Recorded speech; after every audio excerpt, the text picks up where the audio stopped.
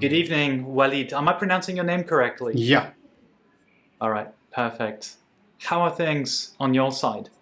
I'm really good, and things are good. Despite the pandemic, we are safe and we are healthy, and we are contributing to the developer society. So yeah, it's cool. I'm happy to hear everyone's healthy around you. One of the questions I asked you to think about before we started this video interview was to describe who you are. Do you have some keywords or some numbers or any few sentences you'd like to share with the audience to share about a little bit about who you are? Okay, so if you ask about me in three words, so I'll just say honest, straightforward, and empath. So I'm a very much fond of empathy. So I try to understand what's going on with different people and try to get into other people's shoes.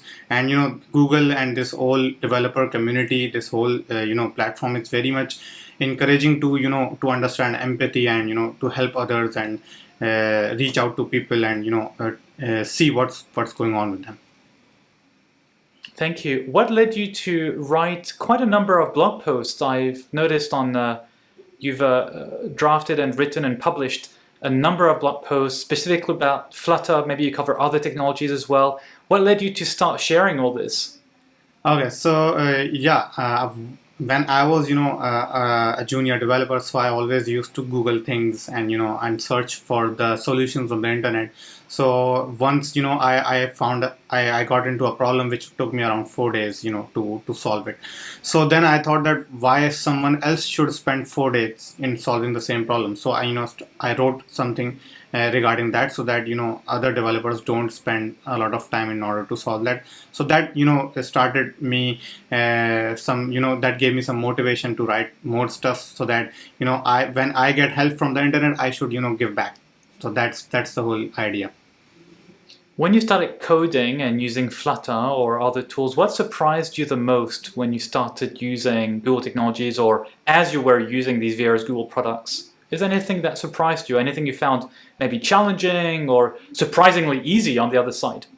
The surprising part about Flutter was it's highly developer friendly. So Flutter is I guess the only framework that cares about the developers. So it takes all the architectural pain and all the the underneath layered architectural pain from the developers, and it allows developers to actually implement ideas.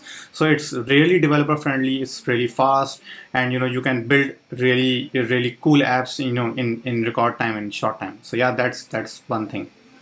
You actually created, or we selected, one of your blog posts, which is a test-driven approach for Flutter. Do you want to share a few words about what that is? And I read your blog post. You say, yeah, don't go directly to the code. You need to read the post. Why is that?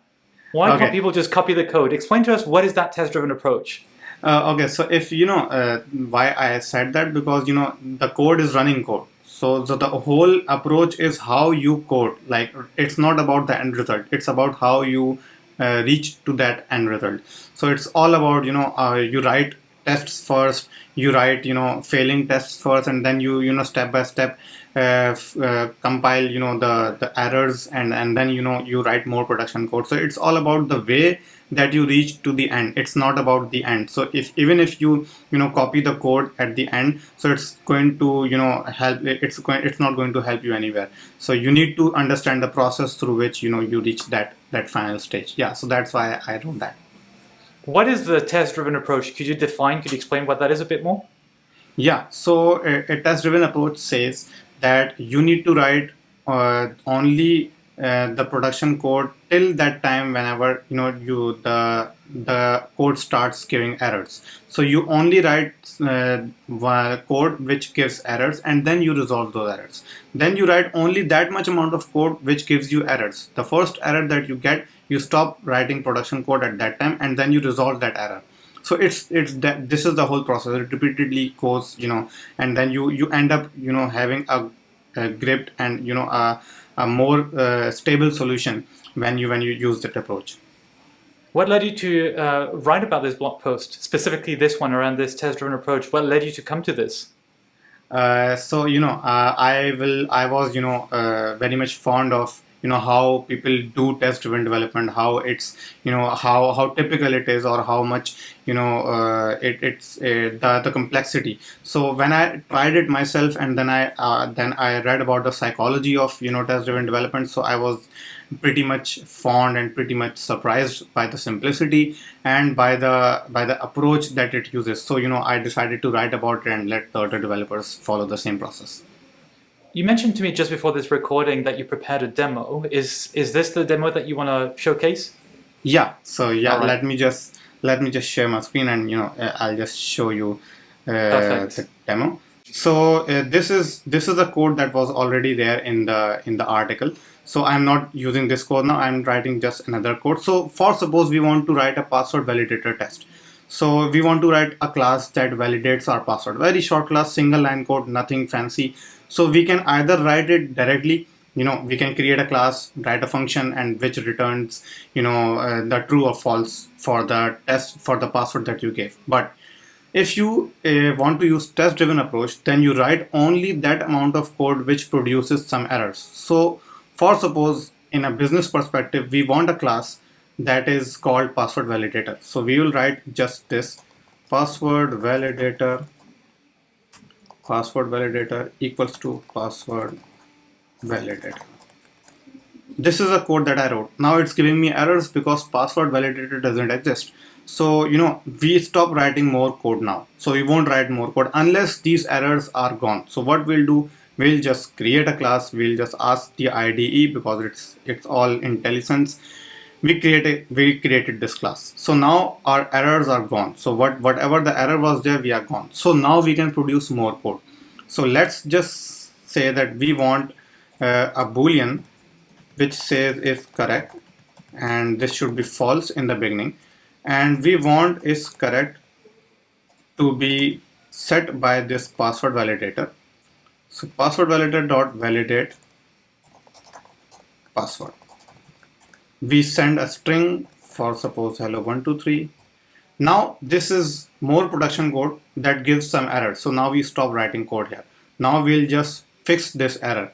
So this says that this class should have a function which should take a string. So we'll just create a function. We say create method. It creates a method, and we create, and the error goes away. Now the functionality of this validate password, we say that if string s double equals to correct password, then we should return true, or we should return false. Now it says that correct password doesn't exist. So this is one more error. So we stop writing code here and we fix this error. So we fix this error. We say, we fix this error by creating a field which says correct password, and we make this password as hello 123. Now we have this password validator class, and it's working fine. It's giving me either true or false whatever we send to this. And as we are writing a test, so we can just add one more line which says is correct should be true. So whenever this runs, so this should return true. So when we run this test now, you can see it will start running the test, and it will obviously pass because we have correctly sent the correct password. And I'll show you if once by sending a wrong password as well. So this approach, we could have written this whole password validator directly as well, but using this approach we are sure that this code is tested already because we wrote the test first. So this is the whole idea. So let this test just run once, and then we'll it's running, and we will just send one more password with it, the wrong password, so that we can see that test fails as well. So this is the whole idea regarding that. I guess it's taking time. Yeah, so the test passes. We say that the tests are passed. So let's see what happens when we send a wrong password. So we send a wrong password, and this should now fail.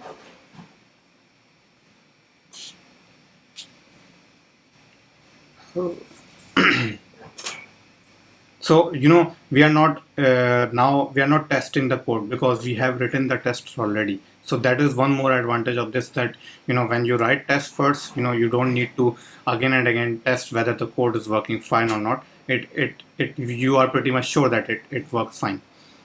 So this should work.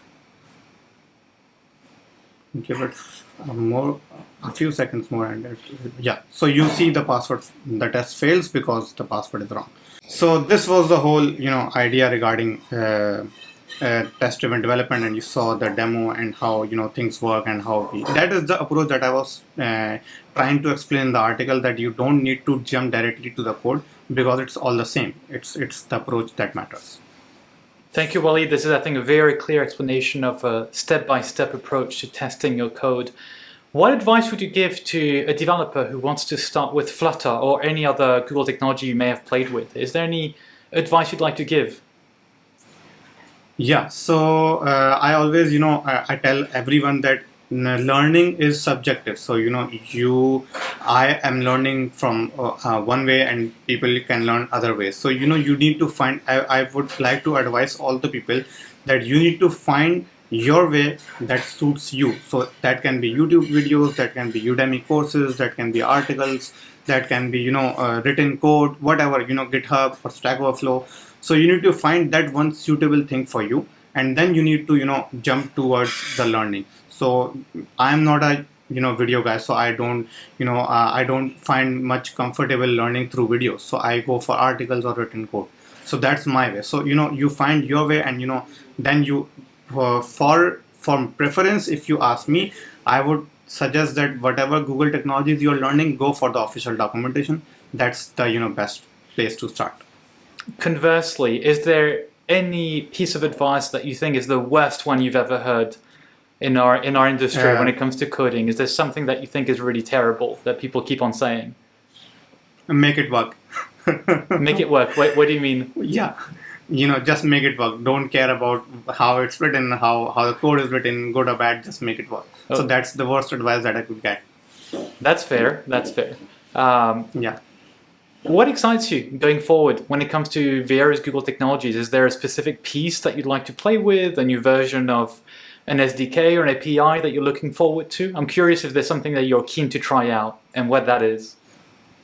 Yeah, so I'm looking into implementing some FFI in Dart. So Dart gives you a foreign function interface that lets you go down to the C level code without going to the native code. So Dart directly connects you to the C code. So that's what I'm looking forward to learn in Dart. So how you access the C++ libraries so that you can write more secure code and communicate with the architecture well. So that's what I'm looking forward to learning. Very nice. I'm looking forward to what you're going to come up with since you've produced a lot of content. So you're likely to produce more, and hopefully they will inspire all the developers who read you.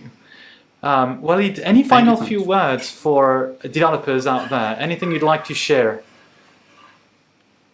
Yeah, so I always tell people who come to me and ask me about my whole journey regarding the Google Developer Expert and all the Medium blog posts and the things I'm writing. So I always say that whatever you do, you should have this one part inside your action that is wholly for the benefit of someone else, without the intention of getting anything in return. That's the basic part.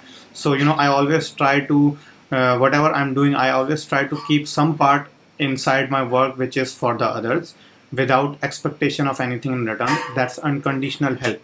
So I always advise other people also that whatever they know, they need to share it with other people, so that that gets out as an help. That's going to surely come back as an help to you as well. So I always advise people to go out for unconditional help, to give out help, so that it comes back to you and the peace of mind retains. So that's the idea. Has this paid off for you? Do you have an example of that, of you getting help in return? Even though you do give help and you provide content for everyone to read, do you have an example of how this has maybe paid off to you, to illustrate maybe to others that it's worth it? I am a Google developer expert, the first from Pakistan. So that is the biggest payback that I could get for helping people out. So that's that's it's itself an example for everyone. That's fair. And for people who don't know what the Google Developer Expert Program is, I'll put a link in the description. As everyone on YouTube always says, you go down there and you see the link so you can read more about the program. Yeah. If you're a beginner developer, sorry, I keep on asking you more questions, but I find this conversation interesting. If you're a beginner developer, how can you contribute? How can you help others? Do you have some suggestions? You had very good suggestions when it comes to learning, and it's very subjective. You can go to different ways of learning, videos or text-based content. But when you're a beginner developer, do you have maybe a method or different ways in which people can help others, even if you're a beginner? Yeah, so if you're a beginner, so there should be something that you know or you're good at. So there is always something, whether you are a beginner or a senior or a junior, that doesn't matter.